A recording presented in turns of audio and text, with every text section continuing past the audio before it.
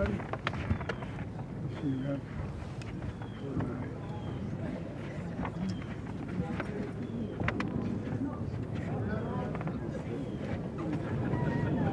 All right.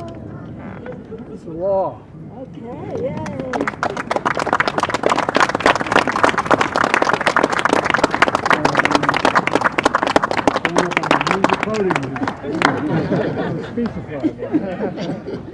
I think we go right down to the race.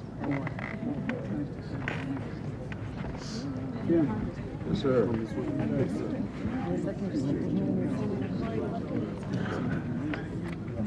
I met her once or twice.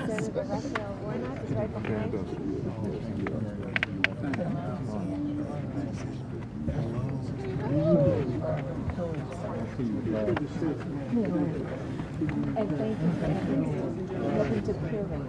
Yep. That's very important to me. Yeah, thank you, Mr. President. Thank you.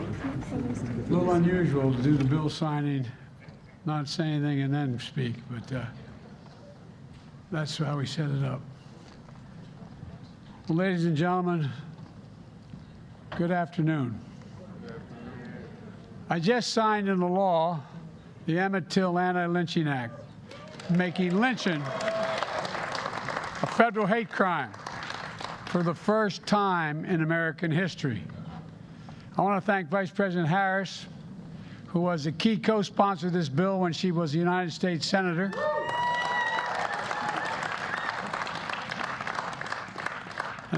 And I also want to thank Speaker Pelosi and Leader Schumer and members of the Congress here today, especially Congressman Hoyer, Bobby Rush, Senator Dick Durbin, and Cory Booker.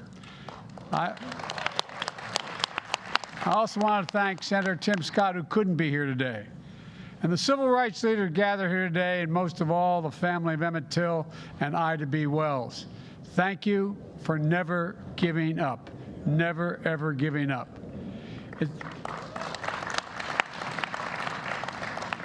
Matter of fact, granddaughter told me that her mother was here when? And your grandmother was here when? In 1898. In 1898, in order to make a case for the anti-lynching law. It was over 100 years ago, in 1900, a North Carolina representative named George, the son of a slave, the only black lawmaker in Congress at the time, who first introduced legislation to make lynching a federal crime. Hundreds of similar bills have failed to pass. Over the years, several federal hate crime laws were enacted, including one I signed last year to combat COVID-19 hate crimes. But no federal law expressly prohibited lynching, none, until today.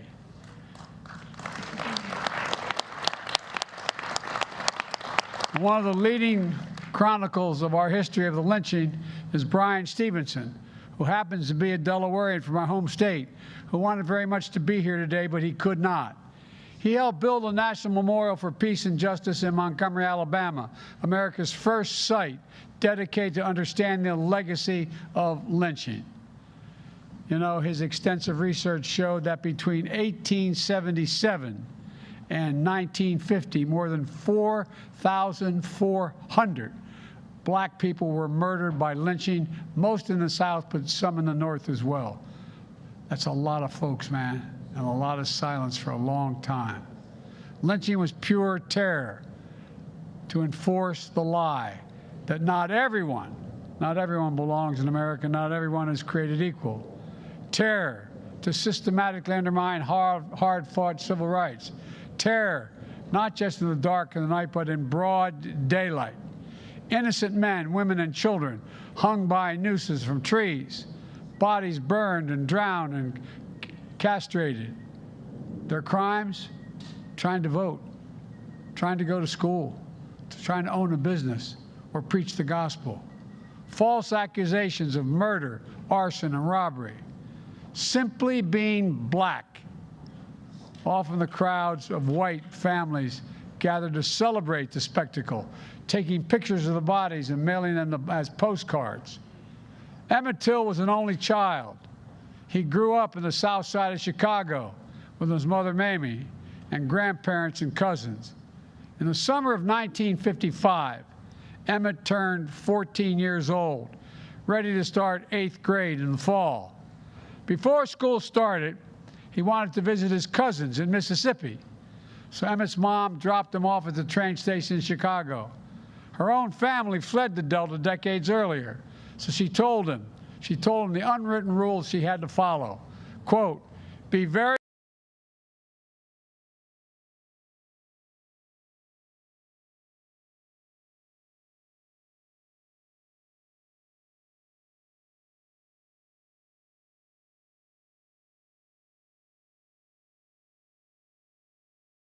ready to start 8th grade in the fall. Before school started, he wanted to visit his cousins in Mississippi. So Emmett's mom dropped him off at the train station in Chicago. Her own family fled the Delta decades earlier, so she told him the unwritten rules she had to follow. Quote, be very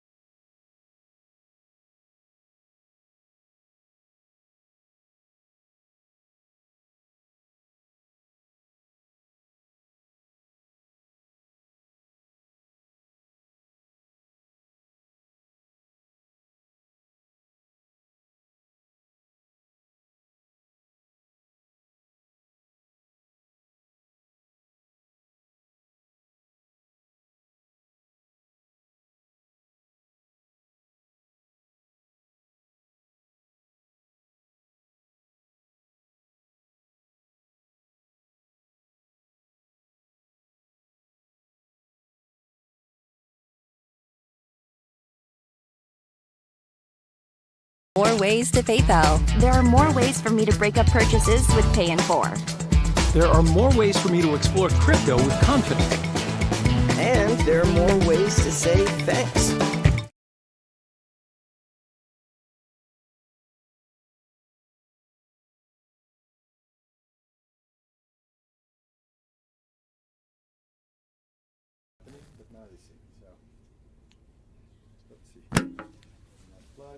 Ne me parlez pas, je ne suis pas branché encore, mais ça s'en vient. Et puis, I don't even have my mic. So the light's too much?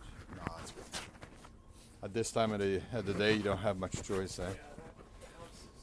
Yeah, and with this type of sun.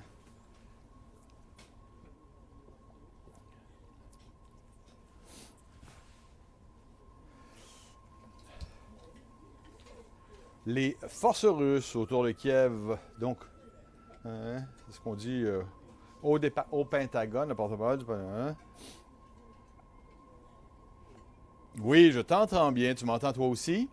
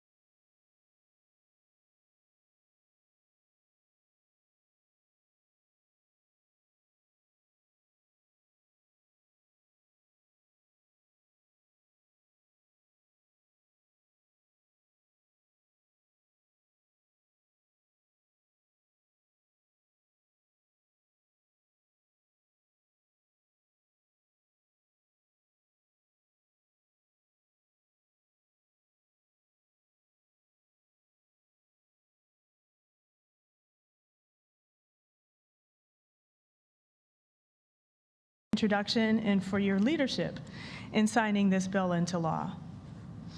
My brother Dan and I are honored to be here and represent our great-grandmother, Ida B. Wells Barnett, who once said, "Our country's national crime is lynching." She was born enslaved in 1862, Holly Springs, Mississippi, the same state where 14-year-old Emmett Till was lynched 93 years later. She became one of the first investigative and most prominent journalists and civil rights activists of her time. She carefully chronicled names, dates, locations, and excuses used to justify lynchings. She wrote articles and pamphlets and gave speeches about the atrocities. And it was personal to her because 3 of her enterprising friends, Thomas Moss, Will Stewart, and Calvin McDowell, who co-owned a grocery store in Memphis, were lynched in 1892. She knew these upstanding men who were leaders in the community.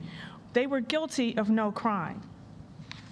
Through her writing and speaking, she exposed uncomfortable truths that upset the status quo. Truths that lynching was being used as an excuse to terrorize the Black community in order to maintain a social and economic hierarchy based on race. And for that, her life was threatened, her printing press was destroyed, and she was exiled from the South. Despite losing everything, she continued to speak out across this country and Great Britain about the violence and terror of lynching. She eventually settled in Chicago, where I was born, and where Emmett Till was born. And in 1898, in response to the lynching of Postmaster Fraser Baker in Lake City, South Carolina, she visited President William S. McKinley right here in Washington to urge him to make lynching a federal crime. Since my great-grandmother's visit to the White House 124 years ago, there have been over 200 attempts to get legislation enacted. And 17 years ago, in 2005, my brother Dan spoke at the Senate press conference where they issued an apology for not passing the legislation. But we finally stand here today, generations later, to witness this historic moment of President Biden signing the Emmett Till anti-lynching bill into law.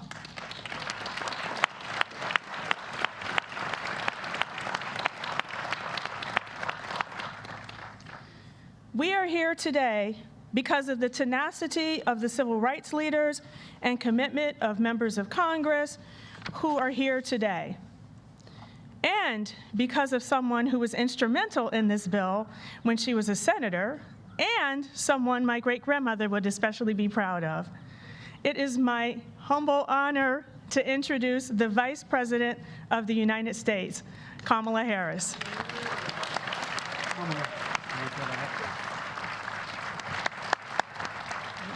Good job.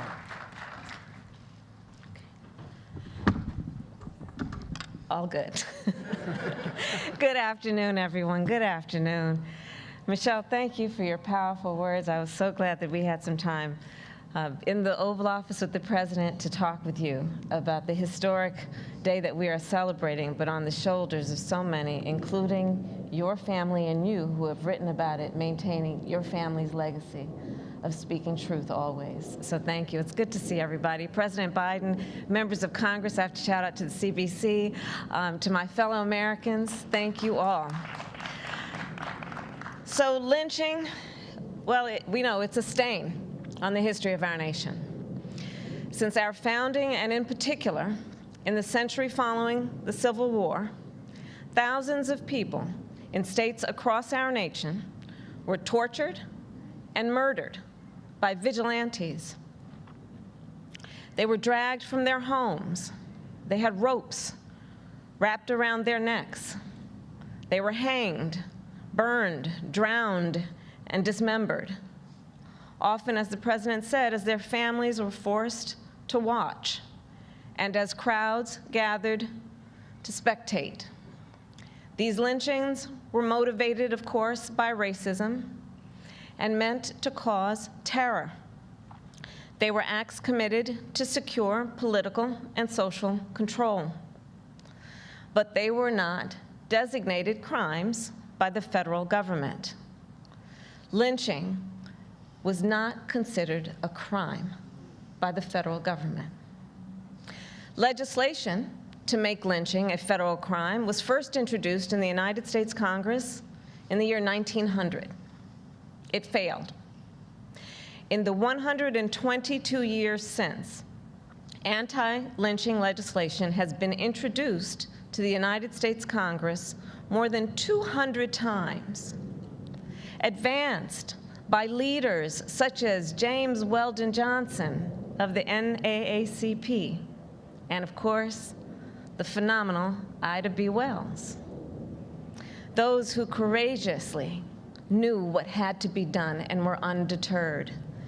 And when we speak of Ida B. Wells, let's understand the courageous nature of that incredible American who used her skill, her profession, her calling as a journalist, as President Biden noted, to help open the eyes of our nation to the terror of lynching, which speaks, of course, to the role that we have known also historically. I'm going off script for a moment, about the importance of the black press and the importance of making sure that we have the storytellers always in our community who we will support to tell the truth when no one else is willing to tell it. And so those heroes who petitioned every president from McKinley to Hoover to support federal legislation. Anti-lynching legislation was introduced in the wake of some of these most brutal attacks. After the murder of Mary Turner in 1918, after the murder of Emmett Till in 1955, and James Byrd, Jr. in 1998, and James Craig Anderson in 2011. And it failed again and again. And again and again, anti-lynching legislation was reintroduced in the United States Congress by leaders who understood that our past must not and cannot be forgotten, that the truth must be spoken no matter how difficult it is to speak, and certainly no matter how difficult it is to hear. Leaders who understood that the victims of lynching and their families and all of our society deserve that we recognize the crimes and the injustice of what was occurring, and that the people of our nation deserve the protection of a federal anti-lynching law. When I served in the United States Senate, it was a profound honor to sponsor, with Cory Booker, the Emmett Till Anti-Lynching Act. And I want to say a thing about Cory Booker. I'm going to talk about him in front of his face. Cory Booker, I have had the privilege of working with, and he is a man of uncommon courage, unmatched moral clarity, and an unwavering commitment to doing what is right. Thank you, Cory Booker. And I also want to recognize and thank Senator Tim Scott, whose partnership, of course, helped us pass this legislation, and with Congressman Bobby Rush.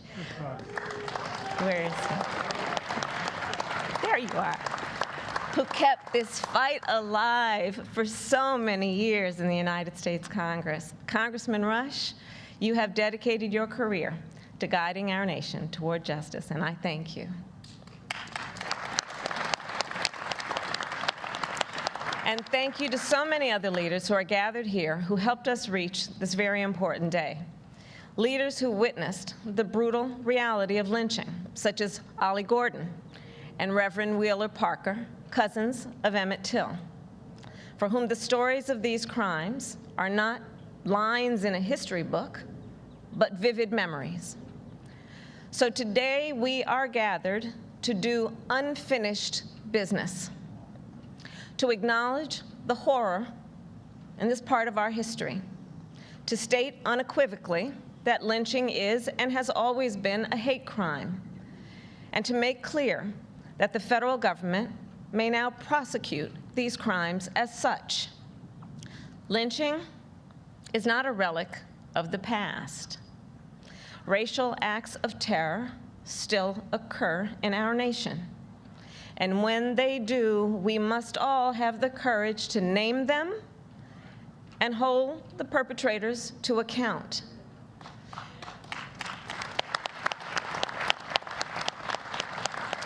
And with that, I'll close by saying this. I believe that so often, and it has been said, the victims of lynching were targeted. And let's be clear about this, because they were working to build a better America. That's what they were doing. It was in everybody's best interest what they were doing. But unfortunately, the cowards couldn't see, didn't understand. Those folks who were killed, they were business owners, creating economic opportunity in their community by which all would prosper and benefit. They were teachers, educating the next generation of America's leaders. They were activists who were defending the sacred freedom to vote. So today, as we recognize them, as we recognize our history, let us also be here gathered to recommit ourselves to that unfinished business as well, to continuing to fight for freedom, for opportunity, and justice for all. May God bless you, and may God bless America. Thank you all. Great job. Thank you.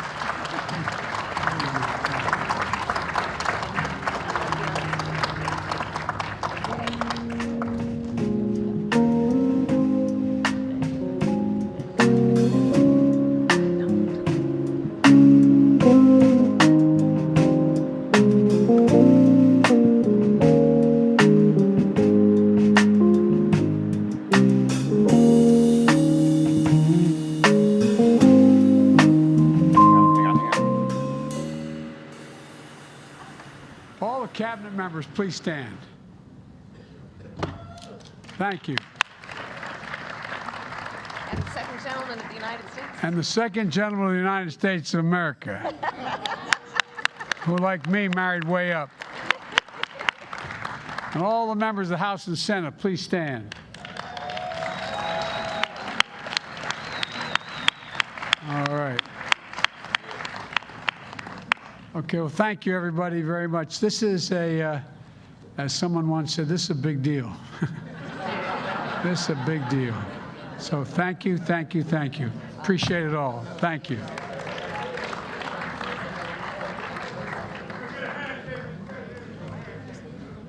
Well, come on over here and get it.